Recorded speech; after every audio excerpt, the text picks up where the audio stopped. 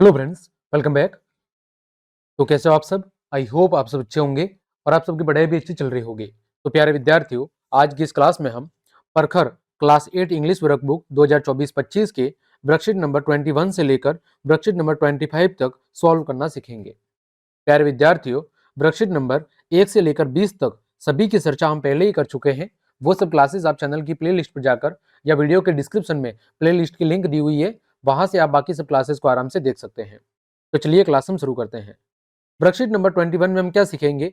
Lessons to long forms and response appropriately, यानी कि जो वाक्यों के लंबे रूप होते हैं उनको हम अच्छे से सुनना सीखेंगे और उसके आधार पर हम जवाब देना सीखेंगे।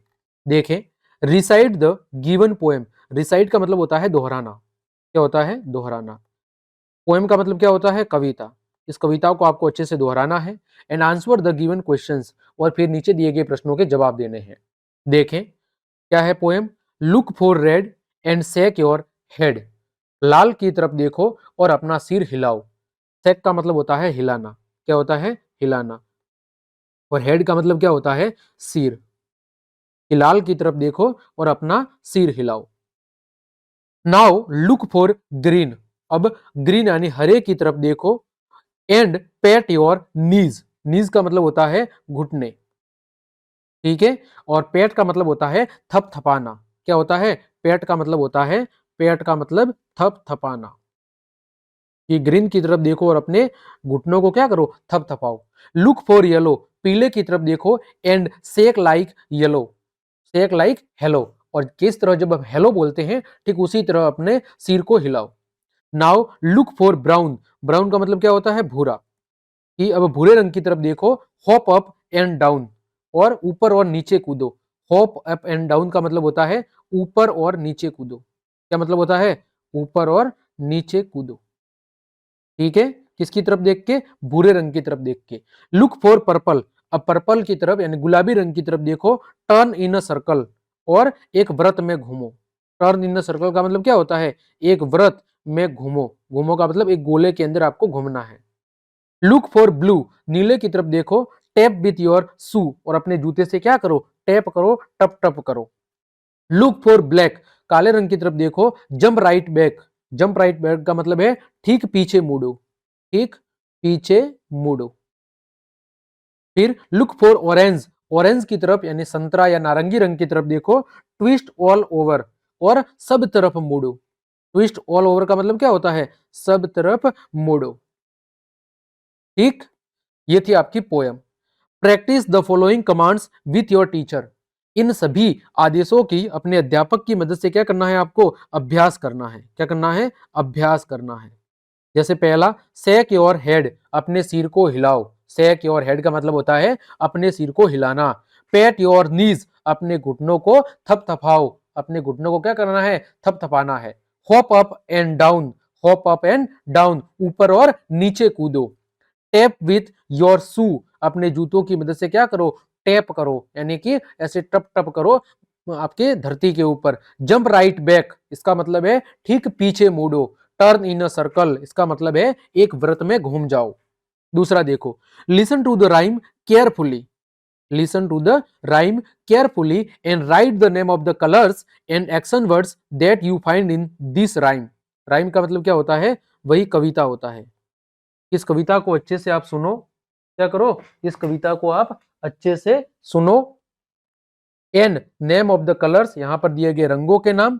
And action words that you find in this rhyme.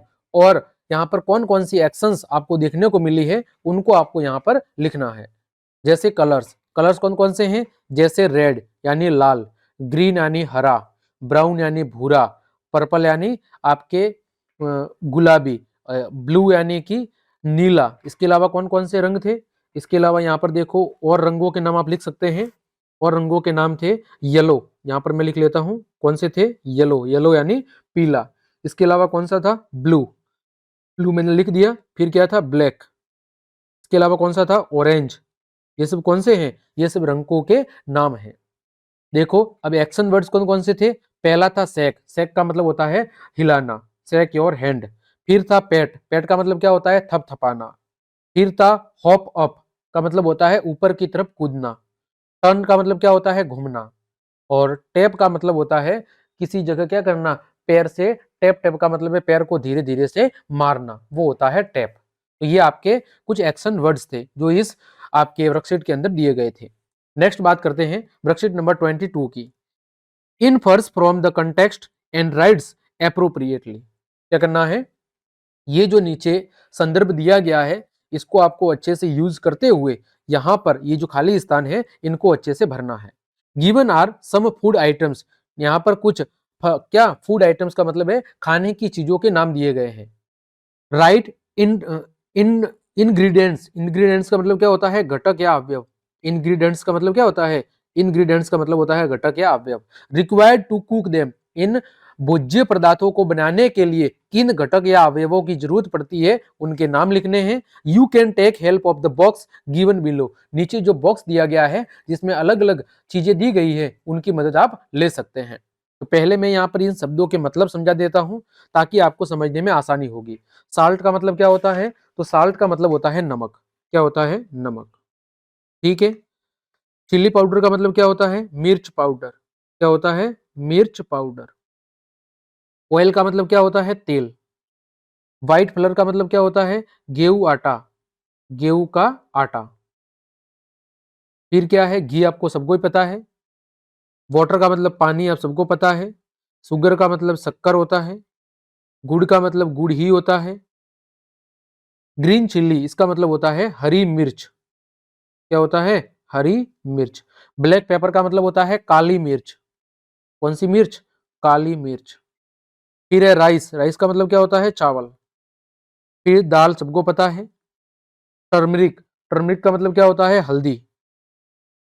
ठीक है। मिल्क का मतलब क्या होता है, दूध। नट्स का मतलब होता है जो सूखे आपके मेवे होते हैं उनको बोलते हैं नट्स, सूखे मेवे, है ना। फिर एलमंड, एलमंड का मतलब क्या होता है, बादाम।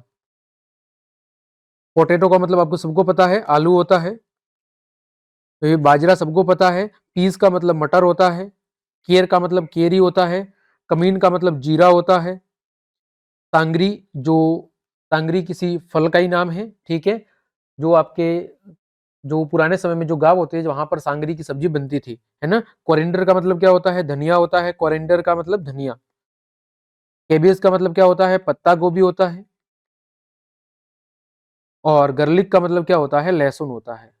ठीक है। ये मैंने सबके हिंदी अर्थ बता दिए। अब देखो, अब सबसे पहले दाल बाटी, दाल बाटी को बनाने के लिए किसकी जरूरत पड़ेगी, साल्ट की, चिल्ली पाउडर की, ऑयल की, कोरिएंडर की, व्हाइट फ्लर की, घी की, वाटर की, गार्लिक की, ग्रीन चिल्ली, दाल, टर्मरिक और कमीन की। इन सबके हिंदी अर्थ मैंने बता दिए हैं।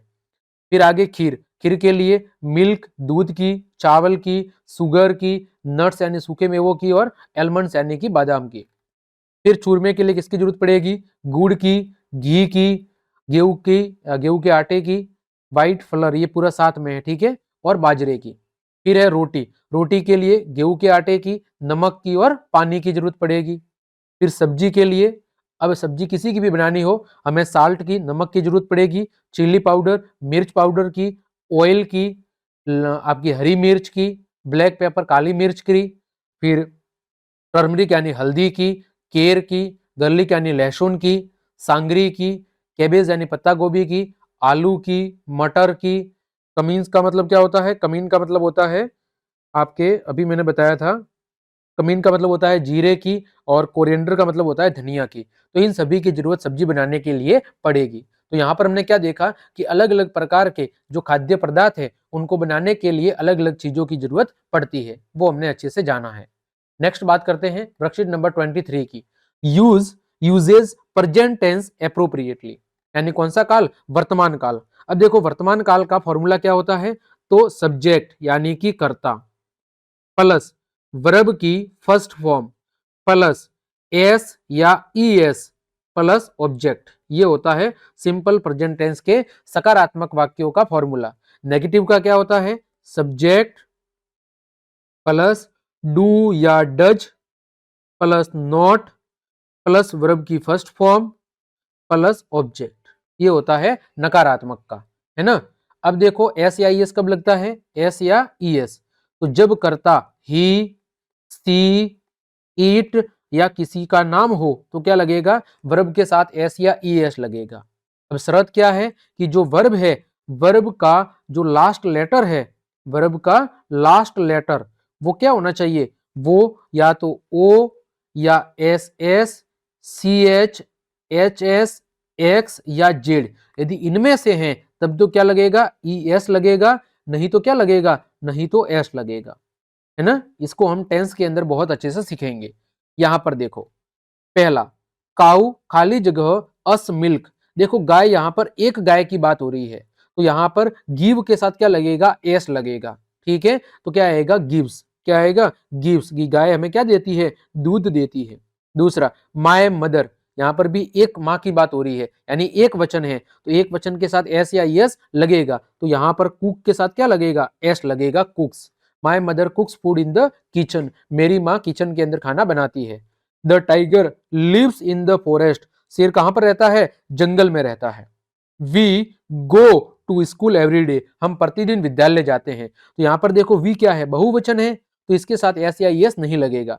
फिर दे भी बहुवचन करता है, तो इसके साथ भी एस या यस नहीं लगेगा, तो क्या आएगा, they play in the evening. I भी बहुवचन है, तो आई के साथ क्या आएगा, like. I like mangoes very much, मैं आम बहुत पसंद करता हूं। ही यहां पर देखो एक वचन करता है, तो क्या आएगा, हैज। ठीक है, ही हैज अ बाइसिकल, उसके पास क्या है, एक साइकिल है। आई यहां पर बहुवचन है, तो क्या आएगा, have. I have a watch, मेरे पास एक घड़ी है। दे बहुवचन है, तो क्या आएगा, have. They have many books, उसके पास बहुत सारी किताबें हैं। अमन एंड रमन, दो व्यक्तियों की बात हो रही है, तो क्या आएगा, have. Aman and Raman have beautiful flowers, क्या है, उनके पास सुंदर फूल है। नेक्स्ट बात करते हैं वर्कशीट नंबर 24 की। रीड्स टेक्स्ट विद कॉम्प्रिहेंशन, समझ के साथ इन टेक्स्ट को पढ़िए। Identifies main idea and sequences events, आपको मुख्य जो विचार है यहाँ पर जो इस पैसेज में दिया गया है या पैराग्राफ में, उसको अच्छे से पहचानना है, और फिर जो घटनाएं हो रही है पैसेज के अंदर उनको क्रम से जमाना है। Read the paragraph and put the events in the order as these happened in it, इस पैराग्राफ को अच्छे से पढ़ना है, और इस पैसेज के अंदर या इस पैराग्राफ में जो भी घटनाएं हो रही है वो जिस क्रम में हो रही है उनको उसी क्रम में नीचे लिखना है। प्लांटिंग फ्लावर्स, यानी कि फूलों को उगाना, या फूलों की क्या करना, फूलों को उगाना, इससे संबंधित ये आपका क्या दिया हुआ है, पैसेज दिया हुआ है, फूलों को उगाना। अब देखो, to plant a flower garden, ठीक है, फूलों का बगीचा लगाने के लिए I weed the flower bed first, सबसे पहले हमें क्या करना पड़ेगा, सबसे पहले हमें फलों, जो फूल हैं फूलों के क्या लेने पड़ेंगे, बीज। Then I rake the soil to loosen it, और सब उसके बाद क्या करना पड़ेगा, उनको उगाने के लिए मिट्टी का उपयोग करना पड़ेगा। Next I dig little holes for the bulbs, और हमें क्या करना पड़ेगा, उसके बाद छोटे छोटे उस मिट्टी के अंदर छेद करने पड़ेंगे। Then I put the bulbs into the holes, उसके बाद छोटे छोटे छेदों में वो बीज लगाने पड़ेंगे। कवर देन विथ सॉइल, उसके बाद मिट्टी से ढकना पड़ेगा उन छेदों को।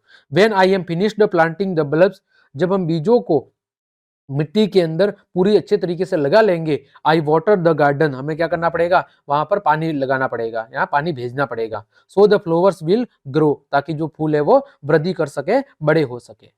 अब देखो, now put the event in order, तो सबसे पहले क्या करेंगे, वीड द फ्लावर बेड, सबसे पहले हम क्या करेंगे, फ्लावर यानी फूलों के लिए जो कह सकते हैं कि एक तरह का जो ट्राई हम तैयार करते हैं, वो हमें क्या करना पड़ेगा, वो हमें सबसे पहले तैयार करना पड़ेगा। क्या करना पड़ेगा, एक तरह से फूलों के लिए सबसे पहले हमें वीड द फ्लावर बेड, यानी कि वो जगह अच्छे से तैयार करनी पड़ेगी।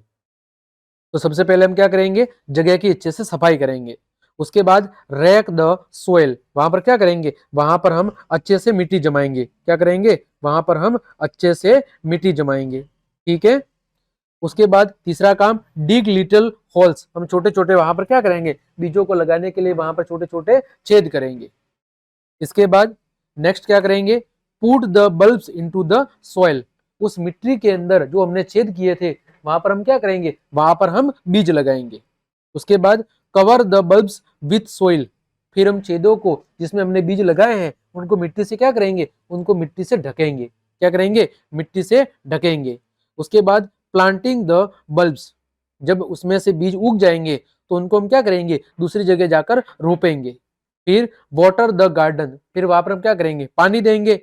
और उसके बाद फ्लोवर विल ग्रो, तो फूल है वो क्या होंगे, फूल वृद्धि करेंगे यानी कि बड़े होंगे। तो ये आपको क्रम से जमाना था। नेक्स्ट बात करते हैं वर्कशीट नंबर 25 की। Identifies एंटोनियम्स and synonyms appropriately. एंटोनियम्स का मतलब होता है विलोम शब्द, विपरीत अर्थ वाले शब्द, ठीक है। और सिनोनिम्स का मतलब होता है पर्यायवाची यानी कि समान अर्थ वाले शब्द। कौन से शब्द, समान अर्थ वाले शब्द। Find the opposites of the following words from the words search box and fill in the blanks. नीचे दिए गए जो शब्द हैं उनके विलोम शब्द आपको इस बॉक्स में से ढूंढने हैं और फिर खाली जगह के अंदर भरने हैं। देखो सबसे पहले है थिन। थिन का मतलब होता है पतला, तो विलोम शब्द क्या होगा, मोटा। क्या होगा, मोटा। फिर है टॉल। टॉल का मतलब क्या होता है, लंबा। शॉर्ट का मतलब क्या होता है, छोटा या ठिगना, ठीक है। तो यहां से आपको क्या ढूंढना है, शॉर्ट ढूंढना है। तो देखें शॉर्ट कहां पर है, ये रहा शॉर्ट आपका। एक मिनट, यहां पर देखो शॉर्ट कहां है, ये रहा आपका शॉर्ट, ठीक। आगे देखो व्हाइट। व्हाइट मतलब सफेद, ब्लैक मतलब काला। तो आपको यहां से क्या ढूंढना है, ब्लैक ढूंढना है। क्या ढूंढना है, ब्लैक। तो BLA क्या ढूंढना है, BLA कहां पर है, देखो ये रहा ब्लैक। फिर आगे देखो हेट। हेट का मतलब क्या होता है, किसी से घृणा करना, नफरत करना। और लव का मतलब होता है प्यार करना। तो यहां पर आपको लव शब्द ढूंढना है, LOVE। कहां पर है, देखो ये रहा LOVE। फिर आफ्टर का मतलब होता है के बाद।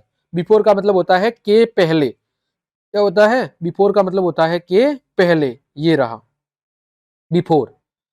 फिर है वो नोइजी। नोइजी का मतलब होता है बहुत शोरगुल वाला क्षेत्र। क्वाइट का मतलब होता है शांत।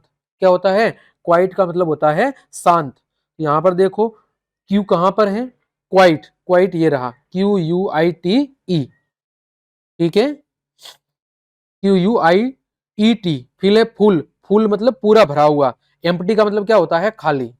एम्प्टी का मतलब क्या होता है, एम्प्टी का मतलब होता है खाली। ये रहा एम्प्टी। एम्प्टी मतलब खाली, ठीक। ये आपको यहां से ढूंढने थे। आगे बात करें दूसरा, राइट द सिमिलर वर्ड्स, समानार्थी शब्द for the following words from the box. इस बॉक्स से आपको समान अर्थ वाले शब्द ढूंढकर खाली जगह में लिखने हैं।